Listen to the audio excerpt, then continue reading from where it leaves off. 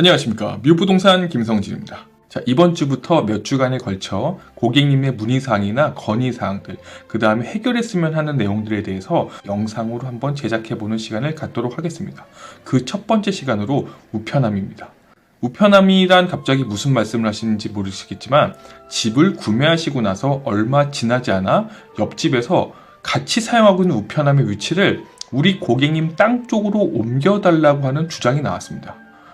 이런 경우가 있을까 하고 생각이 드실 수도 있는데요. 어떤 사건인지 사진을 보면서 한번 이야기 나눠보도록 하겠습니다. 저기 우편함이 보이는데 땅을 기준으로 한번 살펴보게 된다면 제가 편의상 빨간 줄을 그어서 집의 경계면을 한번 보았습니다. 왼쪽에 있는 게 저희 고객님 집이고 오른쪽에 있는 게 이웃의 집입니다. 우편함의 위치가 옆집 쪽으로 좀 더 넘어가서 설치되어 있는 건 확실하게 맞는 것 같습니다. 참고로 집 앞에 인도가 있는데 인도 아래쪽을 보시면 보행자 통로 끝 하단 쪽에 원형으로 표시된 마크가 하나 있습니다. 이게 있는 집도 있고 없는 집도 있는데 이렇게 집의 경계를 표기해 놓는 경우가 간혹가다 있습니다. 자, 이 경계면을 기준으로 빨간색 줄을 한번 쭉 그어보면 대략 이렇게 집의 경계를 확인해 볼 수 있습니다. 아무튼 우편함의 옆집 땅 쪽으로 더 많이 차지해서 설치된 것은 우리는 확인됐고 옆집도 이 우편함이 자기들 땅에 더 많이 들어와 있으니 가운데로 옮겨달라는 겁니다. 물론 옆집 입장에서 본다면 자기네 땅 쪽으로 우편함이 와 있으니까 좀 억울할 수는 있겠죠.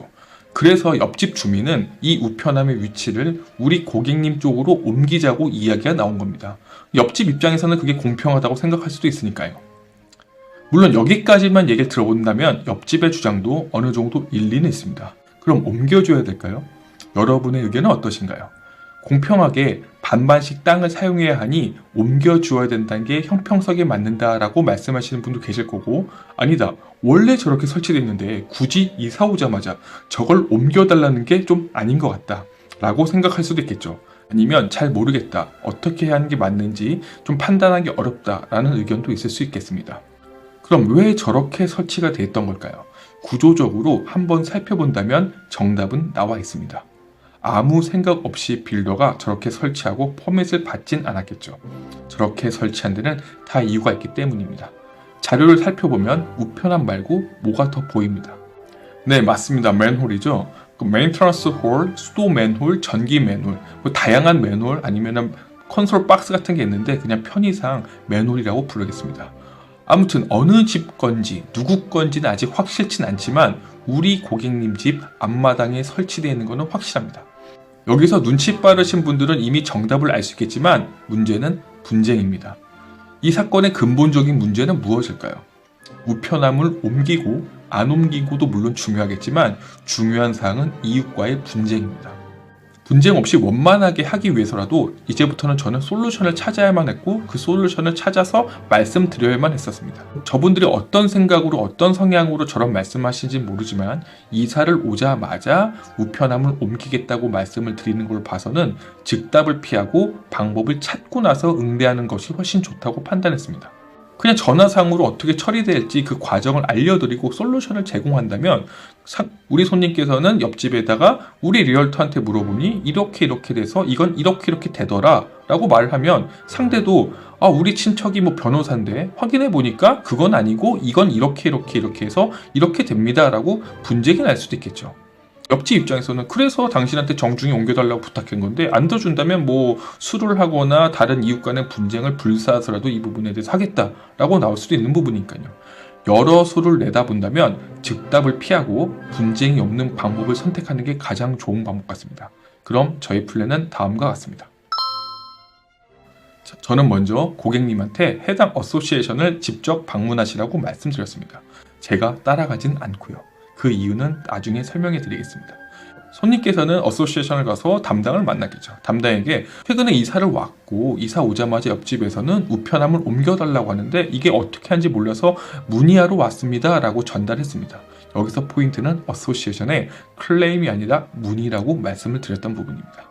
클레임을 하게 된다면 이건 어느 편을 들 수가 없기 때문에 약간 중립적인 자세나 방어적인 자세를 할 수 있지만 A가 맞다, B가 틀리다, B가 맞다, A가 틀리다 이런 거를 말씀드리기 애매한 상황이 되기 때문에 그렇게 해서 클레임보다는 문의하는 것처럼 얘기하는 것이 훨씬 더 좋겠다고 저는 판단해서 그렇게 말씀을 드렸습니다. 그래서 저희 고객님께 아무것도 모른다는 표정으로 옆집에서 우편함을 옮겨달라고 하는데 이거 어떻게 해야 될까요? 저는 이거 어떻게 하는지 몰라서 찾아왔습니다 라고 말씀을 드렸더니 어소시에이션 담당은 어이가 없다는 표정으로 우리 손님에게 아니 이걸 왜 옮기시려고 하는지 이해가 안 간다. 정말로 옮기는 걸 원하시나요? 라고 되물어봤다고 합니다. 그러니까 우리 손님은 그렇지 않고 옆집에서 옮겨달라고 해서 찾아왔습니다. 이걸 어떻게 옮겨야 되나요? 라고 능청스럽게 물어봤죠. 그랬더니 우편함을 두 분이서 옮기고 싶다고 옮긴 것도 아니고 우리 어소시에이션에서 옮길 수 있는 것도 아닙니다. 저것은 USPS 소관입니다. 자, 이제 우리는 중요한 사실을 알게 되었습니다. USPS 소관이라는 거죠. 결론은 우편함의 이관은 어소시에이션이나 랜드론으로 하는 것이 아니라 USPS 소관이라는 것을 우리는 알게 되었습니다. 여기서 우리 손님은 한 번 더 배우가 되셨습니다. 그럼 저랑 이웃이 같이 USPS를 찾아가야 되나요? 어소시에이션 담당은 우리 손님한테 다시 한번 되물어봤습니다. 정말 옮기는 걸 원하십니까? 라고 얘기하자 우리 손님은 얘기했죠. 그건 아닌데 옆집에서 자꾸 요청을 해가지고 그래서 물어보는 겁니다. 저희는 옮기는 것을 원치 않습니다. 라고 얘기를 했죠.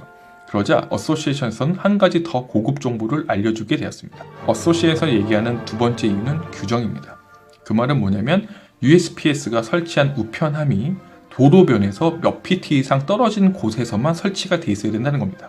이 말은 뭐냐면 USPS 배송 차량이 핸들이 영국처럼 오른쪽에 있고 차에서 내려서 근로자들이 몇 발자국을 걸어서 그 안에 우편함이 있어야 된다는 거죠. 그러니까 차에서 내려서 바로 어느 정도 거리 내에 우편함이 있어야 되는데 옆집은 우편함을 앞으로 옮기는 게 아니라 더 뒤로 옮기겠다는 거죠. 왜냐 앞에 맨홀이 있기 때문에 앞으로는 갈 수가 없어요. 그러니까 우편함이 더 뒤로 갈 수밖에 없는 거죠. 그렇게 되면 인플로이들이 걸어가야 될 스텝 수가 한 걸음 두 걸음이 더 걷게 되는데 그걸 유니온에서 허락하지 않는다는 거죠. 규정에 맞지 않아서 불가능하다는 소리를 알려준 겁니다. 자, 어떠신가요? 상대방에게 설득할 수 있는 명분을 어소시에이션에서 주었습니다.